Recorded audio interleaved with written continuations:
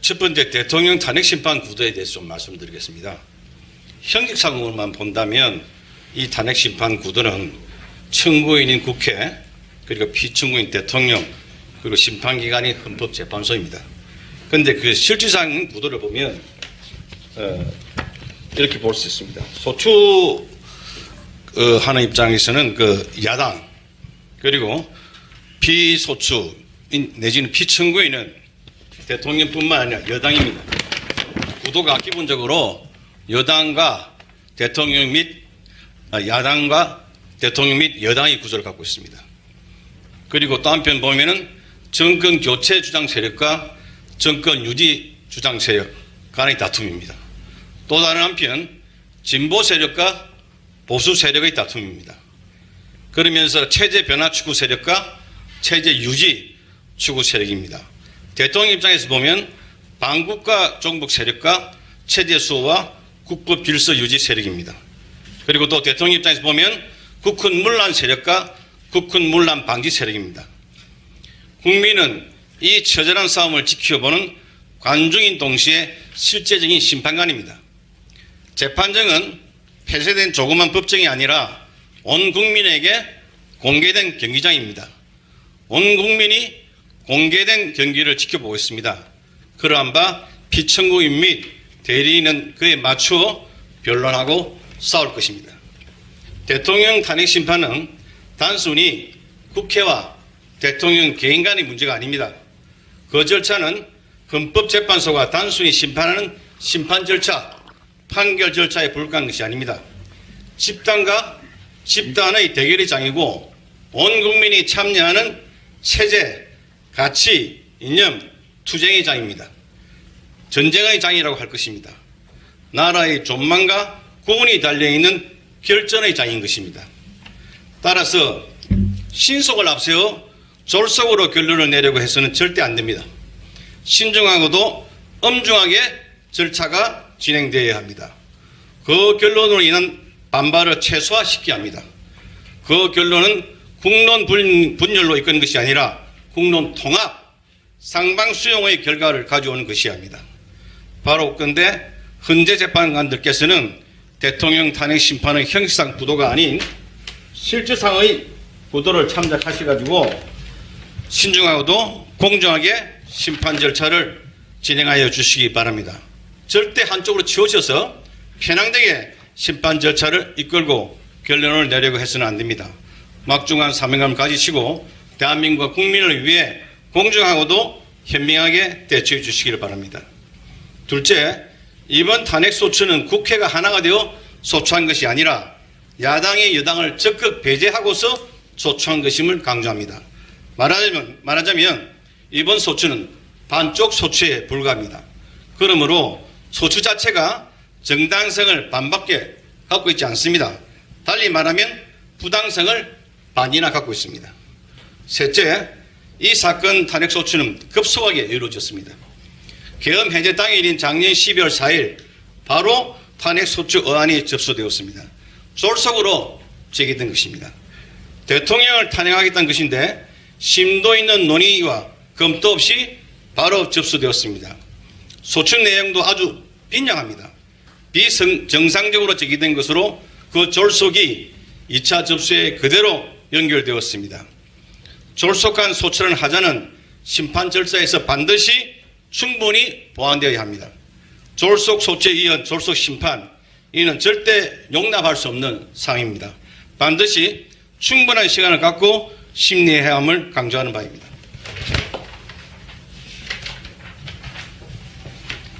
넷째, 증거 절차는 탄탄히 진행되어야 합니다. 탄핵 소추는 충분히 검토된 증거자를 토대로 한 것이 아니라 언론 보도를 토대로 하고 있습니다. 이러한 허점을 배격하고 탄탄한 증거로 보완해야 합니다.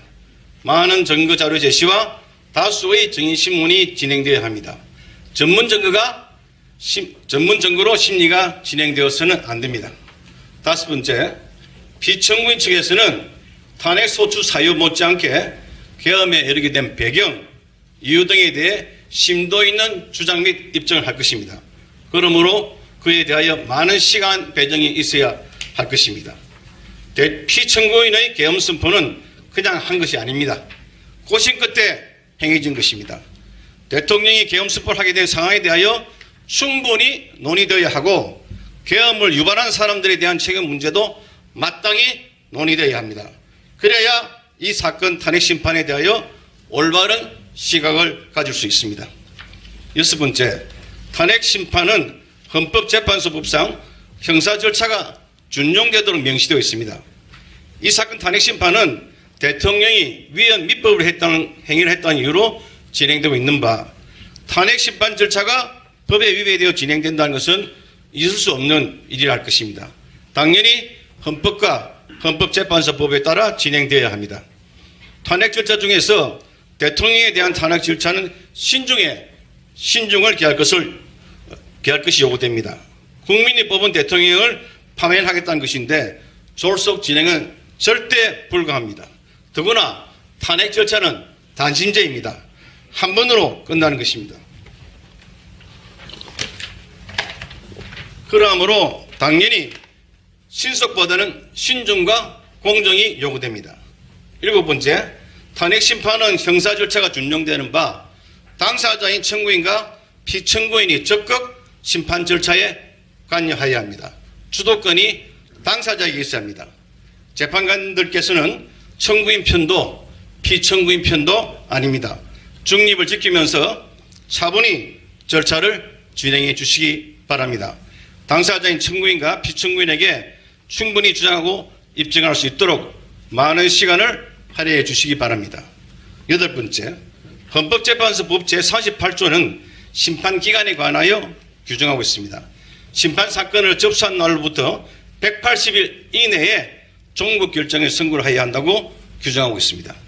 180일이라는 심판기간은 가이드라인이라 할 것입니다.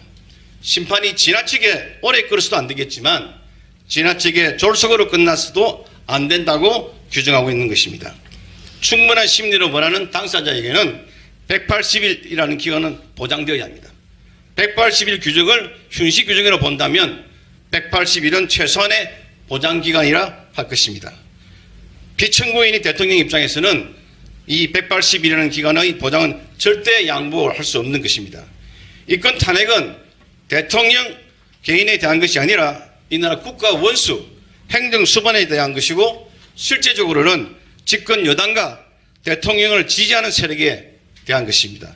그러므로 이와 대척되는 지점에 위치한 사람들, 개인이든 집단이든 그 사람들 입장에 서서 법이 부여한 180일이라는 기간이 무시, 경시되어서는 절대 안 됩니다.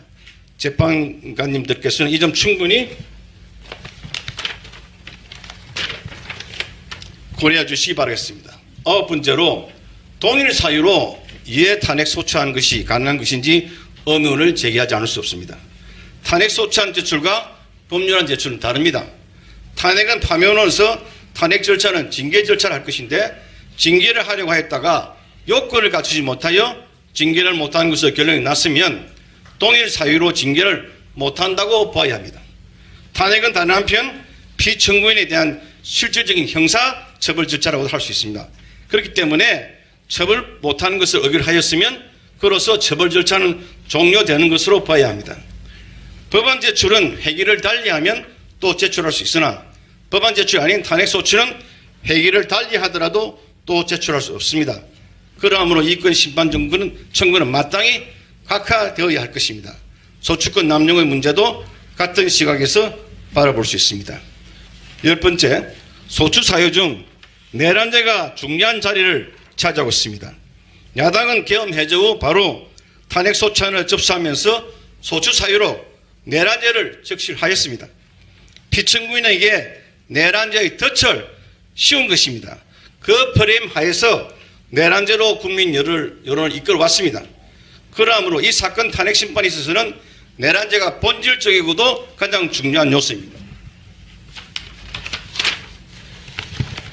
그런데 첫 준비기일에 청구인 측은 내란죄의 형법상 범죄 성립을 따지지 말고 헌법 위반 문제로 보장하면서 은근슬쩍 넘어가려고 하였습니다. 내란죄를 빼버린다면 소추 사유가 영 부실해집니다. 내란죄 성립을 토대로 이 사건 탄핵 청구에 이른 것인데 형법상 내란죄가 성립되지 않는 것이라면 탄핵 소추는 잘못된 것입니다. 성립도 되지 않는 내란죄를 주토대로 하여 소추 의결에 이르렀던 것입니다. 내란죄는 형법상의 범죄이지 헌법상의 범죄가 아닙니다. 그러므로 형법상 내란죄 문제를 헌법상 문제로 바꾸자고 하는 것은 전혀 타당치 않습니다. 그동안 입만 열면 내란죄, 내란의 공범, 내란 선동 등을 외쳐왔는데 막상 심판 절차가 개시되자 내란죄를 슬그머니 빼버리자고 하는 것은 그동안 국민을 기만하여 왔다는 것을 스스로 인정하는 바라 할 것입니다. 그와 같은 태도는 심지어 청구인 척을 지지하는 사람들에 대하여도 스스로 신뢰를 잃어버리는 처사를 할 것입니다. 도저히 이해가 되지 않는 태도를 할 것입니다. 정의 내란죄를 청구사회에서 빼버리겠다면 청구인 대리인이 일방적할 것이 아니라 소추권자인 국회 의결을 거쳐 할 것입니다. 국회 의결을 거쳐 내란죄를 빼버렸다 하면 그때 가서 피청구인은 그에 대한 동의 여부를 결정하겠습니다. 지금 단계에서는 전혀 동의할 수 없습니다. 검찰은 작년 10월 27일 김용현 전 국방부 장관을 내란 중요 임무 종사 및 직권 남용 권리 행사 방해 혐의로 구속 기소하면서 참고자를 냈습니다. 거기에는 국군 문란의 목적이 인정됨, 폭동에 해당함 등의 내용이 기재되어 있으나 전혀 타당치 않는 내용임을 지적합니다.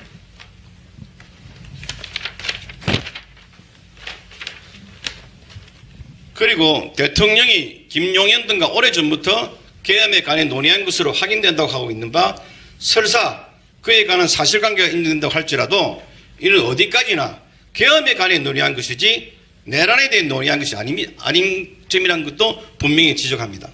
검찰은 마치 계엄 논의가 내란 논의인 듯한 태도를 취하고 있는 바 계엄과 내란은 엄연히 다른 것으로 이를 동일시하는 것은 아주 잘못된 것입니다. 오히려 이 보도 참고 자료에는 대통령이 시국이 걱정이 된다. 나라를 정상화할 방법이 없는가?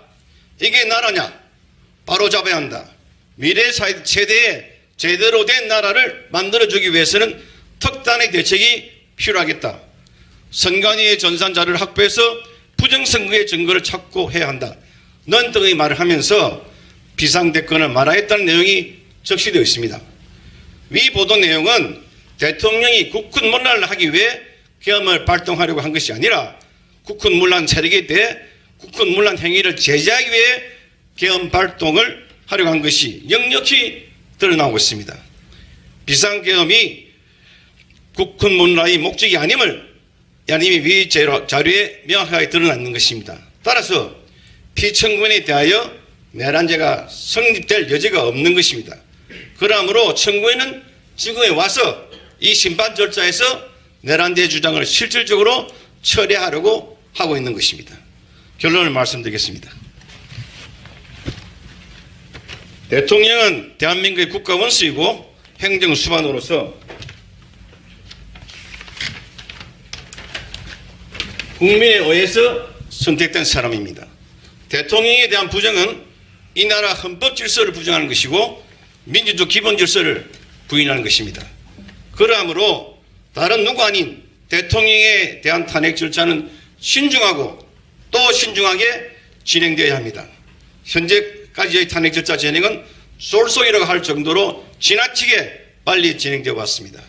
지금부터라도 차분히 진행되도록 함으로써 이 나라 국법 질서를 바로 세워야 할 것입니다. 네, 이상입니다.